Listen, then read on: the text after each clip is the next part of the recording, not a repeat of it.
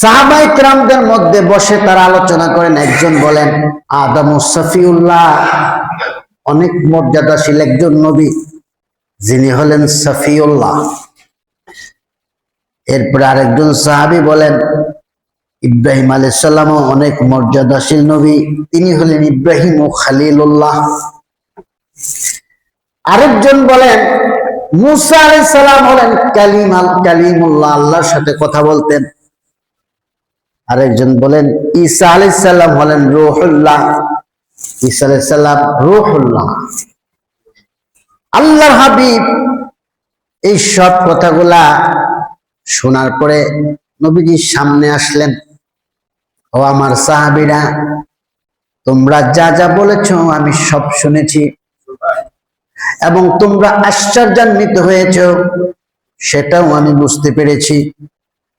তাহলে শুনে রাখো, তোমরা যা বলেছ, তোমরা বলেছো আদমু সফিউল্লাহ, এটা তোমরা সঠিক বলেছো। তোমরা বলেছো ইব্রাহিম খলিলুল্লাহ, এটাও তোমরা সঠিক বলেছো। তোমরা বলেছো মুসা কালিমুল্লাহ, এটাও তোমরা সঠিক বলেছো। তোমরা বলেছো ঈসা রূহুল্লাহ, এটাও সঠিক বলেছো। তবে জেনে রাখো আলা ওয়া আনা হাবিবুল্লাহ ওয়ালা ফখরা, আমি হাবিবুল্লাহ, কিন্তু তাতে আমার কোনো অহংকার নাই। এই হাদিস থেকে বোঝা যায় সফিউল্লাহ, খলিলুল্লাহ, কালিমুল্লাহ, রূহুল্লাহ সবকিছুর উপরে হলো হাবিবুল্লাহ। জান্নাত জাহান্নাম এই দুটো শব্দ আরবি শব্দ, কিন্তু জান্নাতের মূল অর্থ হলো বাগান। তো আমরা এই জান্নাত বা বাগান, এটা আল্লাহ রাব্বুল আলামিন আল্লাহ নেককার বান্দাদেরকে দিবেন, আল্লাহ এটা কোরআনে বর্ণনা করেছেন। এবং আল্লাহ এটাও বলেছেন যে বান্দা আমার প্রতি ঈমান এনে আমাকে ভালোবেসে, আমার রাসূলকে ভালোবেসে জীবন দিয়ে দিবে, তার সম্পদ, তার জীবন সে ইসলামের জন্য দিয়ে দিবে, আমি আল্লাহ তার সম্পদ এবং তার জানকে আমি জান্নাতের বিনিময়ে কিনে নিব। তাহলে আমরা কি আমাদের জীবন, আমাদের সম্পদ আল্লাহর জন্য কুরবান করতে রাজি আছি? আরো জোরে বলেন নাসি।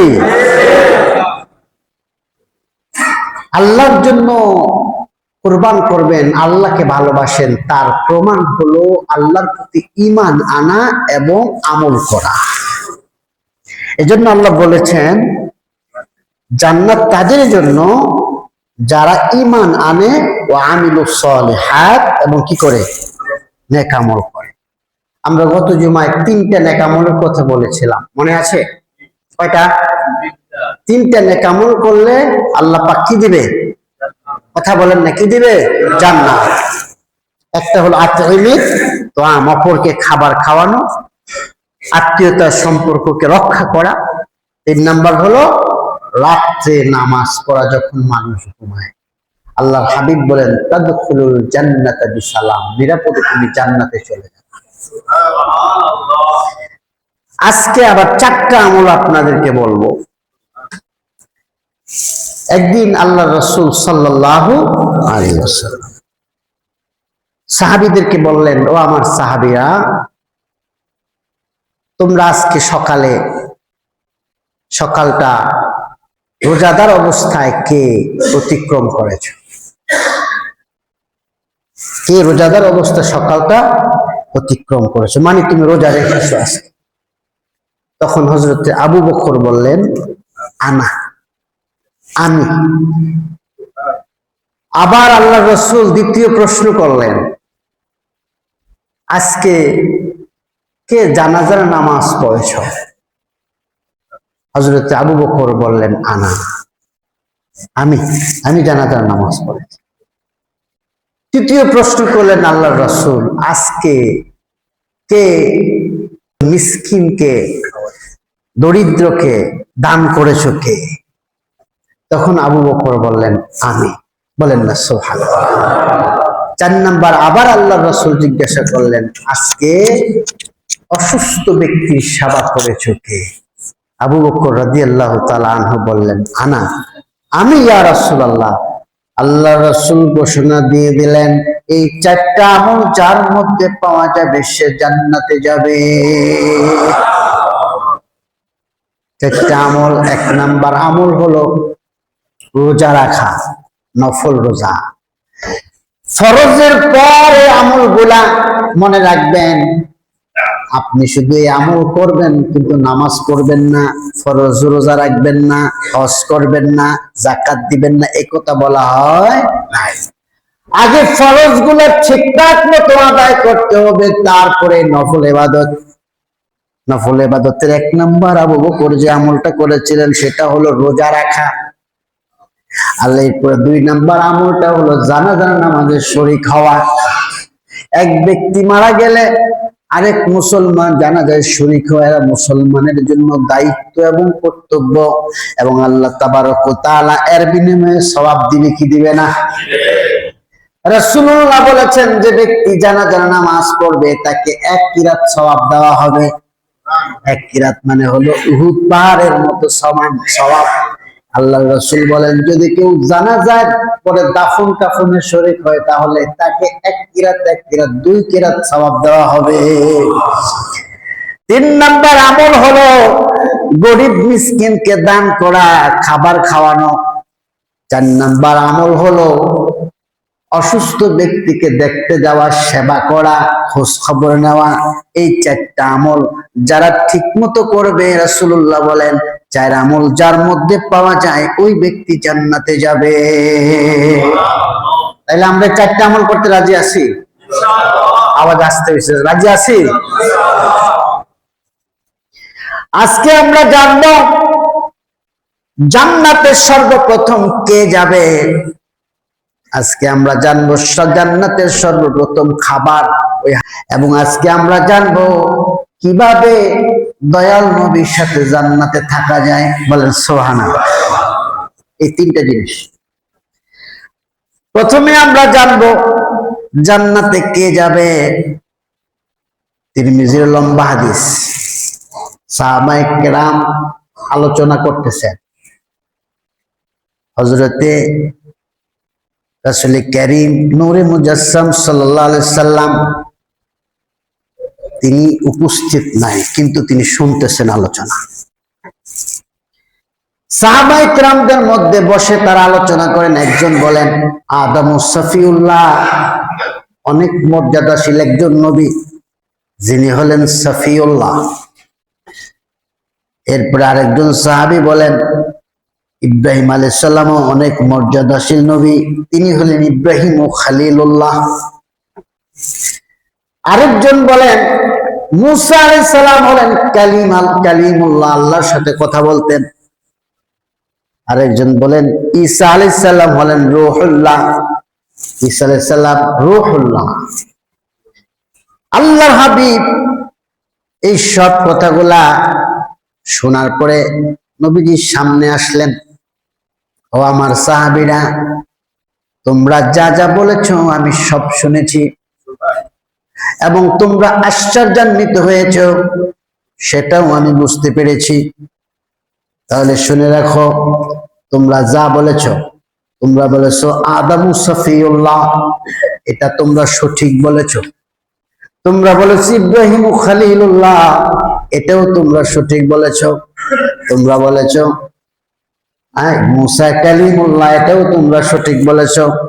তোমরা বলেছ ঈসা রূহুল্লাহ, এটাও সঠিক বলেছ। তবে জেনে রাখো, আলা ওয়া আনা হাবিবুল্লাহ ওয়ালা ফখরা, আমি হাবিবুল্লাহ, কিন্তু তাতে আমার কোনো অহংকার নাই। এই হাদিস থেকে বোঝা যায় সফিউল্লাহ, খলিলুল্লাহ, কালিমুল্লাহ, রূহুল্লাহ সবকিছুর উপরে হলো হাবিবুল্লাহ। এজন্য আল্লাহর হাবিব বলেন, আলা ওয়া আনা হাবিবুল্লাহ ওয়ালা ফখরা, আমি হলাম হাবিবুল্লাহ, তে আমার কোনো অহংকার নাই।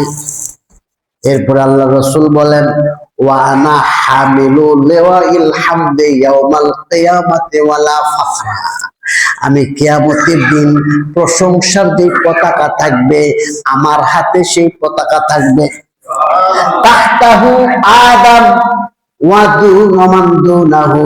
আর এই পতাকার নিচে আদম নবী থাকবে। আদম নবীর পর থেকে যত নবী রাসূল দুনিয়ায় আসছে সবাই এই পতাকার নিচে স্থান নিবে, আর এই পতাকাটা থাকবে আমার হাতে। এটাতেও আমার কোনো অহংকার নাই। আমি হলাম কাল হাসরের ময়দানে হামিলুল হামদ, প্রশংসার যে পতাকা লাউল হামদ বলা হয়, ওই প্রশংসার পতাকা আমার হাতে থাকবে। আদম আলাইহিস সালাম থেকে শুরু করে সমস্ত নবী আম্বিয়ায়ে কেরাম আমার এই পতাকার নিচে স্থান নিবে। এরপরে রাসূল বলেন ওয়া আনা আউয়ালু শাফিন ওয়া আউয়ালু মুশাফফাইন ওয়ালা ফাখরা, আমি হলাম প্রথম শাফায়াতকারী, আমি হলাম প্রথম এমন ব্যক্তি যার শাফায়াত সর্বপ্রথম আল্লাহ মঞ্জুর করবে, কিন্তু তাতেও আমার কোনো অহংকার নাই। এই সমস্ত কিছু থেকে বোঝা যায় অন্যান্য নবীদের থেকে আমার নবীর সমস্ত দিক থেকেই মর্যাদা বেশি। বলেন সুবহানাল্লাহ। নবীজি বলেন আমি হলাম প্রথম শাফায়াতকারী এবং আমার শাফায়াত প্রথম গ্রহণ করা হবে, তাতেও আমার কোনো অহংকার নাই। এরপরে আল্লাহর হাবিব যে কথাটা বললেন, নবীজি বললেন আউয়ালু মান ইউহাররিকু হালাকাল জান্নাহ। সুবহানাল্লাহ। আল্লাহর রাসূল বলেন সর্বপ্রথম যিনি বেহেশতের কড়া নাড়বেন তিনি হলাম আমি।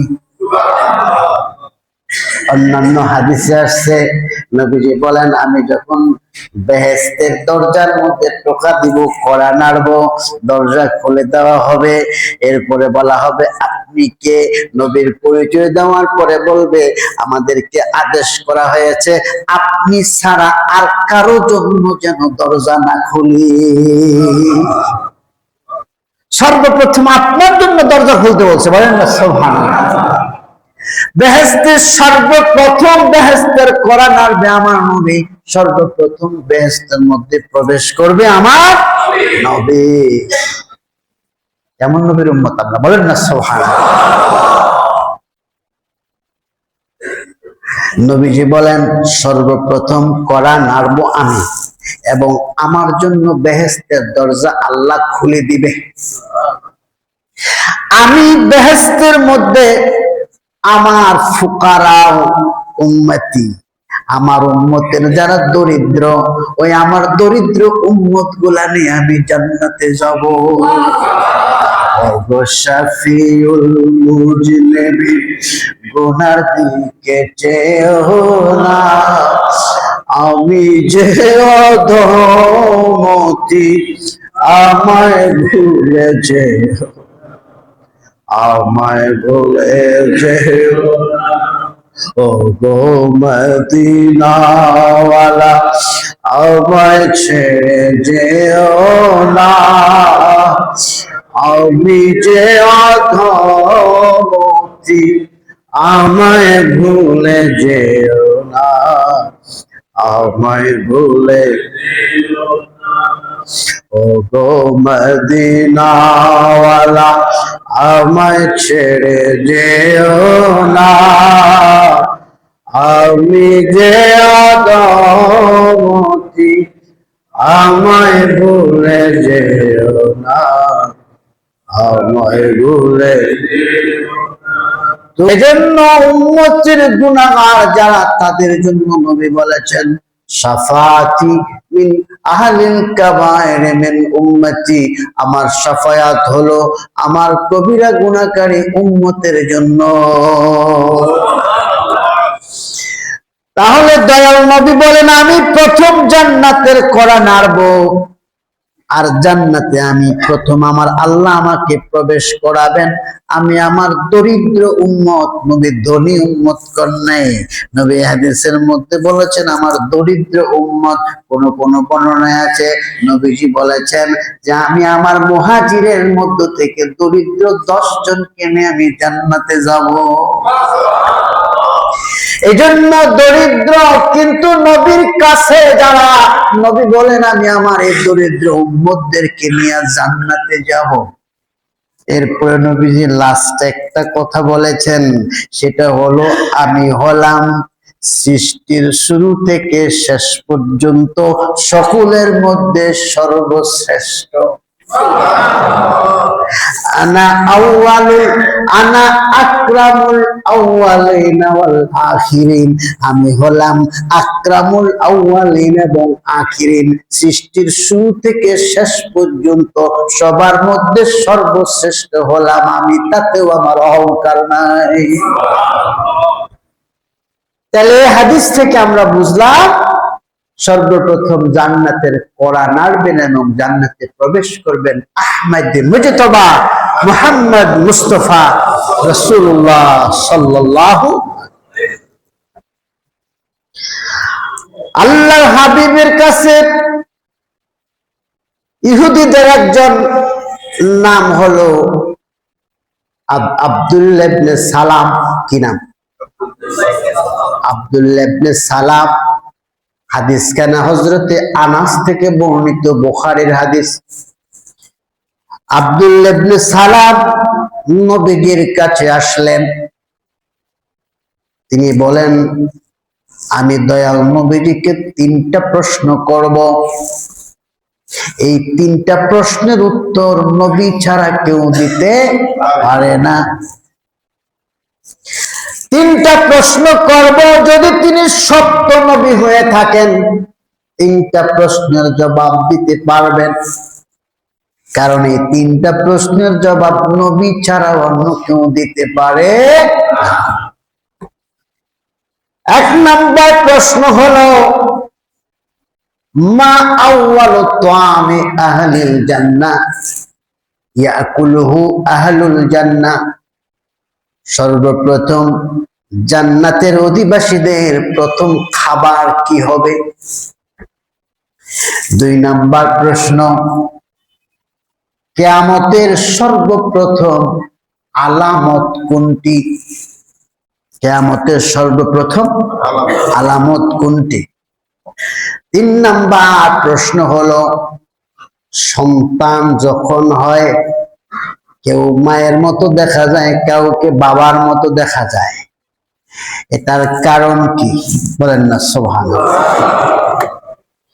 এই 3টা প্রশ্ন করলেন আব্দুল্লাহ ইবনে সালাম। প্রথম প্রশ্নের জবাবে নবীজি বললেন, প্রশ্নের জবাব দেওয়ার আগে নবী একটা ভূমিকা টানলেন। নবীজি বললেন, এই মুহূর্তে জিব্রাইল আমিন এসে 3টা প্রশ্নের জবাব আমাকে বলে দিয়েছে। আব্দুল্লাহ ইবনে সালাম বলে, জিব্রাইল হলো ফেরেশতাদের মধ্যে ইহুদিদের শত্রু। এটা হাদিসের কথা। ফেরেশতাদের মধ্যে জিব্রাইল হলো কি ইহুদিদের শত্রু। কারণ কি? কারণ হলো ইহুদিদের যত ফাঁক ফোকর আছে সব জিব্রাইল আমিন এসে নবীকে জানায়া দেয়। এজন্য জিব্রাইল আমিন তাদের প্রধান শত্রু। আল্লাহর রাসূল প্রথম প্রশ্নের জবাবে বললেন, জান্নাতের সর্বপ্রথম খাবার হলো মাছের কলিজার বর্ধিত অংশ। মাছের কলিজার বর্ধিত অংশ, এটা হবে জান্নাতের প্রধান খাবার। সর্বপ্রথম এটা জান্নাতবাসীদেরকে পরিবেশন করা হবে। আপনারা কি খাইতে চান? আমার চাওয়ার এই অবস্থা, আওয়াজের এই অবস্থা। ও আপনারা মনে করছেন মুগদা বাজার থেকে মাছের কলিজা খেলে যেই মজা, এটা বলি সেই মজা হইব। জান্নাতের খাবারের কোন তুলনা হবে? আওয়াজ দিয়ে বলে না, তুলনা হবে? সে জান্নাতের খাবার খাইতে চান? দেখে নারে তাকবীর, নারে রিসালাত। এই খাবার তো আল্লাহ আমাদের জন্যই রাখছে। আমরা আসছি বেহেশত থেকে, যাব কোথায়? আমরা আসছি বেহেশত থেকে, যাব বেহেশতে। খাওয়াবো কাবো আমাদের। আমরা হলাম দুয়ুফুর রহমান। যখন হাজী সাহেবরা মক্কা মুআজ্জামায় যায়, সবাই বলে দুয়ুফুর রহমান, রহমানের মেহমান। সুবহানাল্লাহ। আমরা সেই মেহমান। যাই হোক, জান্নাতের প্রধান খাবার হলো মাছের কলিজার বর্ধিত অংশ। দ্বিতীয় প্রশ্নের জবাবে আল্লাহ রাসূল বললেন, সর্বপ্রথম কিয়ামতের আলামত হলো পূর্ব থেকে একটা আগুন বের হবে। এই আগুনটা মানুষদেরকে তাড়িয়ে তাড়িয়ে পশ্চিমের দিকে নিয়ে যাবে। পূর্ব দিক থেকে একটা আগুন আসবে, এই আগুনটা মানুষকে তাড়িয়ে পশ্চিমের দিকে নিয়ে যাবে। এটা হলো সর্বপ্রথম কিয়ামতের আলামত। এরপরে আবার মনে করতে পারেন যে সর্বপ্রথম কিয়ামতের আলামত শুরু হয় না, তাহলে হুজুর যে কিয়ামতের আলামত শুরু হয়ে গেছে। আলামত তো দুই প্রকার, একটা হলো ছোট আর একটা হলো কি। এরপরে 3 নাম্বার, কেন সন্তান বাবা চেহারা নাকি মায়ের চেহারা হয়? এটাতে আবার কেউ অন্য কিছু মনে করবেন না, শোনেন বলে দেই। বাবা মা চেহারা সায়েন্স একই কথা বলে, দুজনের অংশই ছেলে মেয়ে পায়, দুজনের অংশই ছেলে মেয়ে পায়, বাবারটাও পায় মারটাও পায়। কিন্তু কারোটা একটু বেশি, কারোটা একটু বেশি কম। বলতে এই বেশি কমটা আমাদের চোখে লাগে, কিন্তু আসলে সায়েন্টিফিকলি বেশি কম সেটা আল্লাহ ভালো। কিন্তু আল্লাহ রাসূল এক্ষেত্রে যেটা বলেছেন, আল্লাহ রাসূল বলেছেন যার বীর্য স্খলন আগে হয়, সন্তান তার চেহারা ধারণ করে দেখতে তার মতো কিছুটা হয়। বলেন সুবহানাল্লাহ। এই 3টা প্রশ্নের জবাব যখন আল্লাহ রাসূল দিলেন, ইবনে সালাম বলেন, আপনি হক নবী, আপনি আর দেরি করেন না, আমাকে পড়ায় দেন আশহাদু আল্লা ইলাহা ইল্লাল্লাহু ওয়া আশহাদু আন্না মুহাম্মাদান আবদুহু ওয়া রাসূলুহু। এবার এই হাদিসের শেষ অংশে ইহুদিদের একটা চরিত্র নিয়ে আলোচনা আছে। আব্দুল্লাহ ইবনে সালাম বলে, হুজুর আমি ইসলাম গ্রহণ করেছি, যদি আপনি ইহুদিদের কাছে বলে দেন তাহলে তারা আমার বদনাম রটানো শুরু করে দিবে, কিন্তু আপনি যদি এটা গোপন রাখেন তাহলে তারা আমার প্রশংসা করবে। এবার দেখেন এই আল্লাহ রাসূলের হাদিসটা বাস্তব। ইহুদিদের কাছে আল্লাহ রাসূল বলেন, তোমাদের মাঝে যে আব্দুল্লাহ ইবনে সালাম, এই লোকটা কেমন? ইহুদিরা বলতেছে লোকটা তো অনেক ভালো, অনেক জ্ঞানী। এবার আল্লাহ রাসূল বলেন, যদি লোকটা ইসলাম গ্রহণ করে তাহলে কেমন হবে? এবার তারা বলে, আল্লাহ তাকে এটা থেকে রক্ষা করুক, আল্লাহ তাকে এটা থেকে রক্ষা করুক। আব্দুল্লাহ ইবনে সালাম নিজে আসলেন সামনে, বলেন সুবহানাল্লাহ। আব্দুল্লাহ ইবনে সালাম এসে বলে, আশহাদু আল্লা ইলাহা ইল্লাল্লাহু ওয়া আশহাদু আন্না মুহাম্মাদান আবদুহু ওয়া রাসূলুহু। আমি সাক্ষ্য দিচ্ছি যে আল্লাহ ছাড়া কোনো মাবুদ নাই, মুহাম্মদ সাল্লাল্লাহু আলাইহি সাল্লাম আল্লাহর বান্দা এবং প্রেরিত রাসূল। আমি এই সাক্ষ্য দিচ্ছি, আমি মুসলমান হয়ে গিয়েছি। সঙ্গে সঙ্গে ইহুদিরা বলে, আব্দুল্লাহ ইবনে সালাম অত্যন্ত খারাপ মানুষ। ঠিক সেম বর্তমান সময়ে আপনি যতক্ষণ ইসরায়েলের পক্ষে থাকবেন, সারা দুনিয়া আপনার প্রশংসা আপনাকে ভাসাবে। আপনি যখন ইসরায়েলের বিপক্ষে, মাজলুম ফিলিস্তিনের পক্ষে কথা বলবেন, তাহলে দেখবেন বিশ্বের রাগব গোয়াল সবাই আপনার সাথে সম্পর্ক সেট করবে। নাউজুবিল্লাহ বলেন। এজন্য মুসলিম নেতারা ইহুদিদের পা ধুয়ে পানি খায়, মনে করে যে আমাকে টিকে থাকতে হলে এদের সাথে সুসম্পর্ক রাখা লাগবে। বলেন নাউজুবিল্লাহ। অথচ আল্লাহ কোরআনে বলেছেন, ওয়া তুইজ্জু মান তাশা ওয়া তুযিল্লু মান তাশা। সম্মান আসে আল্লাহর পক্ষ থেকে। আল্লাহ চাইলে রাজত্ব দিতে পারেন, আবার আল্লাহ চাইলে কেড়ে নিতে পারেন। ঠিক কিনা বলেন? তাদের মুসলমানদের ঈমান কোথায় চলে গেছে? বাস্তব এই স্বভাবগুলা তাদের মাঝে, মুনাফিকদের মাঝে আছে। তারা দেখবেন সামনে আপনার কত প্রশংসা, আবার পিছনে গেলে আপনাকে লাথি মানে, ঠিক কিনা বলেন? এরকম মানুষ আছে না নাই? এটি মুনাফিকি স্বভাব, সামনে এক পিছনে আরেক, এই মুহূর্তে আর আবার এই মুহূর্তে খারাপ। এই মাত্র আব্দুল্লাহ ইবনে সালামের প্রশংসা করলো, যখন জানলো সে মুসলমান হয়েছে সঙ্গে সঙ্গে তার বদনাম শুরু করে। বলেন না নাউজুবিল্লাহ।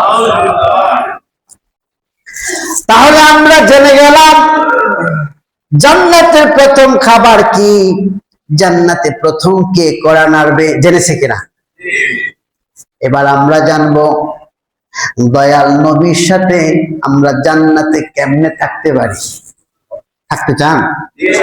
ও সবাই চায় না মনে হয়। নবীর সাথে থাকতে চান? নবীর সাথে থাকতে চায় না যারা, তারা কি ঈমানদার? তারা নবীর উম্মত নামে, আসলে প্রকৃত উম্মত নয়। নবীর সাথে জান্নাতে থাকতে চাইলে কিছু আমল আছে, কিছু কাজ আছে। 1 নাম্বার হলো ঈমান, 2 নাম্বার কথা কয় না, 2 নাম্বার আমল। 1 নাম্বার ঈমান, 2 নাম্বার। এই ঈমানকে পরিপূর্ণতা দিবে যদি নবীর ভালোবাসা থাকে। যদি নবীর ভালোবাসা না থাকে তাহলে ঈমান নাই, টোটালি নাই। ভালোবাসা নাই, ঈমান নাই। ভালোবাসার পরিমাণ যতটুকু ঈমান, কথা কর না, ভালোবাসার পরিমাণ যতটুকু ঈমান। তাইলে এই কোরআনের একটা ঘটনা শুনে রাখেন। কোরআনের একটা ঘটনা হলো, নবীর একজন আনসারী সাহাবী নবীকে খুব ভালোবাসে। তাফসীরের কিতাবে কোন কিতাবে তার নাম দেওয়া হয়েছে সাওবান রাদিয়াল্লাহু। কি নাম? এই নবীর আনসারী সাহাবী নবীকে অনেক ভালোবাসে। একদিন নবীর দরবারে আসছে, তার মন খারাপ, মনটাকে মলিন করে রেখেছে। চেহারা হলো হেড অফিস, যদি কোনো সমস্যা থাকে চেহারায় ধরা খায়, ঠিক কিনা বলে? আল্লাহ রাসূল হযরতে সাওবান রাদিয়াল্লাহু তাআলা আনহুকে জিজ্ঞাসা করলেন, সাওবান মন খারাপ কেন, তোমার কি হয়েছে? সাওবান রাদিয়াল্লাহু তাআলা আনহু বলেন, ইয়া রাসূলুল্লাহ, ইয়া হাবিবাল্লাহ, আমি যখন প্রতিদিন সকালবেলা আসলেই নবীজি আপনার চেহারা মুবারক দেখতে পাই, আবার বিকালে যখন আসি তখন আপনার চেহারা মুবারক দেখতে পাই। অর্থাৎ আমি সকাল বিকাল দুপুর যখনই আপনার দরবারে আসি নবীজি আপনার চেহারা মুবারক দেখে ধন্য হই।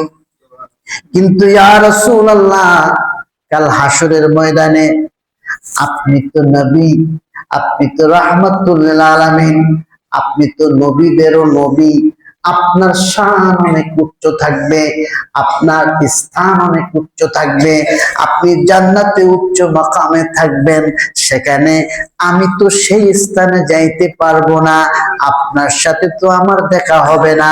প্রত্যেকদিন যখন সকালবেলা মন চায় আপনার দিকে তাকায়া থাকি, বিকালবেলা মন চায় আপনার দিকে তাকায়া থাকি, যখনই মন চায় দৌড়ায় আপনার দরবারে আসি, আপনার নূরানি চেহারা মুবারক দেখি। ইয়া রাসূলুল্লাহ, ইয়া হাবিবাল্লাহ, যখন কাল হাসরের ময়দানে জান্নাত জাহান্নাম নির্ধারিত হয়ে যাবে, আপনি জান্নাতের উচ্চ মাকামে থাকবেন, আপনাকে তো আমি দেখতে পাবো না। নবীর প্রেমিকের কি মনের ব্যথা, নবীর প্রেমিকের কি মনের কি ধারণা, কি চিন্তা, কি ফিকির, কি ভালোবাসা, এটা শুধু প্রেমিকই অনুভব করতে পারে, অন্য কেউ অনুভব করতে পারে না। তার প্রমাণ হলো কিছু বাজারি আলেম আছে, কিছু বাজারি আলেম আছে যারা বলে নবীকে দেখার দরকার, নবীকে দেখে কোনো লাভ নাই। আছে না নেই?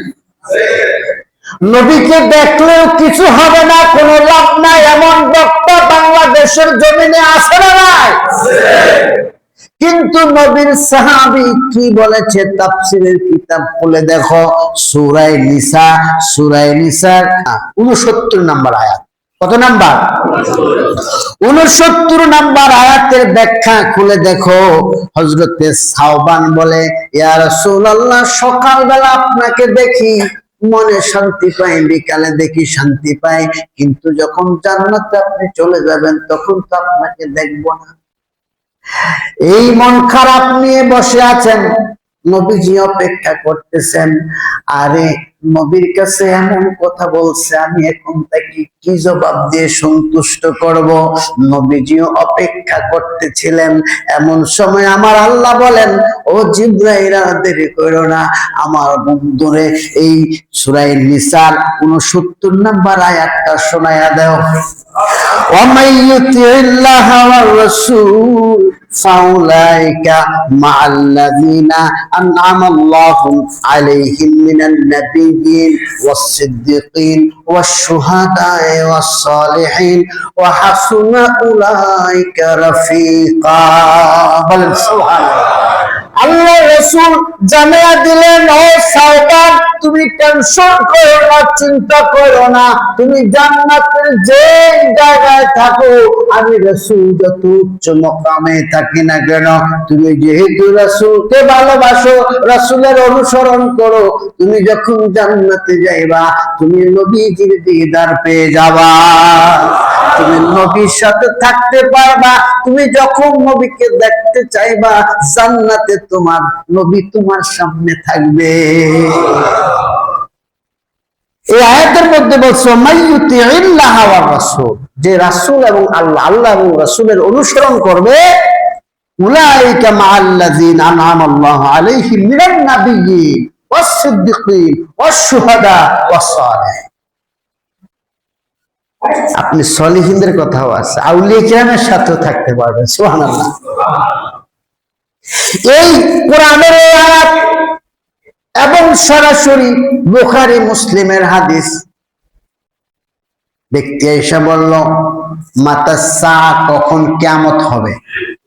রাসূল বললেন, মা আদাত্তা লাহা, তুমি কিয়ামতের জন্য কি প্রস্তুতি গ্রহণ করেছো? ইয়া রাসূলুল্লাহ, লা শাইআ, আমার কোনো প্রস্তুতি নাই, আমার কোনো বেশি নামাজ নাই, আমার কোনো বেশি রোজা নাই, আমার তেমন কোনো আমল নাই, তবে আমার আমল হলো আমি আল্লাহ এবং তার রাসূলকে ভালোবাসি। আমি আল্লাহ এবং তার রাসূলকে ভালোবাসি, এটাই হলো আমার আমল। রাসূল বললেন, আনতা মা'a মান আহবাবতা, তুমি তার সাথে থাকবা যাকে তুমি ভালোবাসো। তুমি তার সাথে থাকবা যাকে তুমি ভালোবাসো। মদিনা মদিনা আশিক মুমিনের ঠিকানা, বলো না মদিনা মদিনা।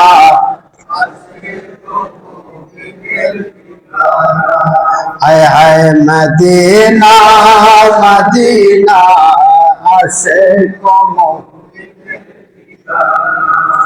আরে পাগল হয়ে কাঁদো তোমরা, পাগল হয়ে কাঁদো তোমরা, হও না নবীর দেওয়ানা। মদিনা আশিক মুমিনের ঠিকানা, বলো না মদিনা মদিনা আশিক মুমিনের ঠিকানা। নবীর সাথে থাকতে চান? হাত উঠান দেখি, হাত উঠান, বলেন মদিনা মদিনা আশিক মুমিনের ঠিকানা। হায় হায় মদিনা মদিনা আশিক মুমিনের ঠিকানা। নারে তাকবীর, নারে রিসালাত। জালালউদ্দিন সুয়ুতী ৭৫ বার দেখলো নবীজি। জালালউদ্দিন সুয়ুতী ৭৫ বার। এটা কি নবীর জীবদ্দশায় ছিল উনি? জালালউদ্দিন সুয়ুতী বহু পরে তিনি স্বপ্নে নবীকে ৭৫ বার দেখছেন। আমি তার মাজার বহুবার জিয়ারত করেছি। জালালউদ্দিন সুয়ুতি ৭৫ বার দেখো নবীজি, আরে এতবার দেখি নবী, এতবার তৃপ্তি তাহার মিটল না মদিনা, আসে মুমিনের ঠিক বলো না মদিনা মদিনা।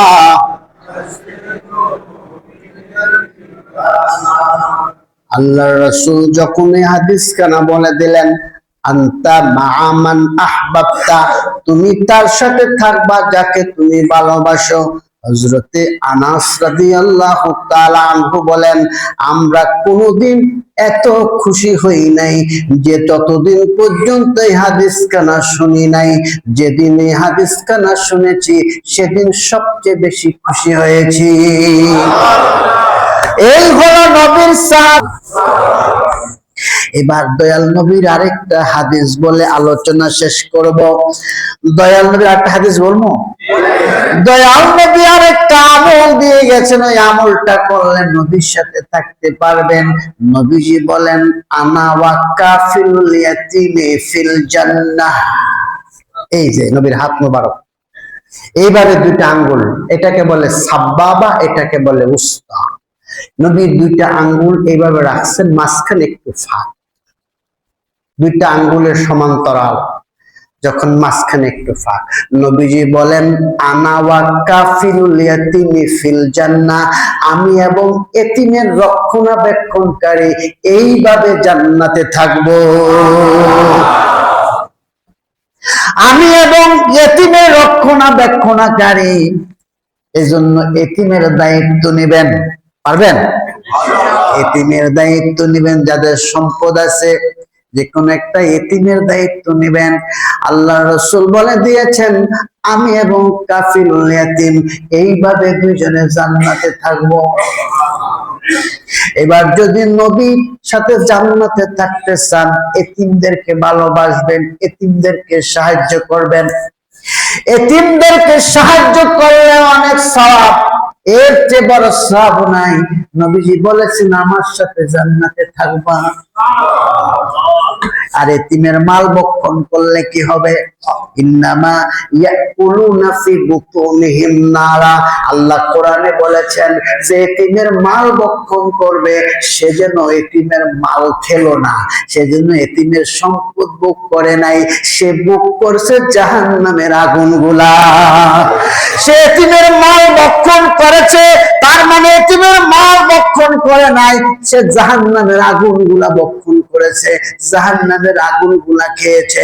এতিমের মাল ভক্ষণ করা মানে জাহান্নামের আগুন ভক্ষণ করা। বলেন নাউজুবিল্লাহ।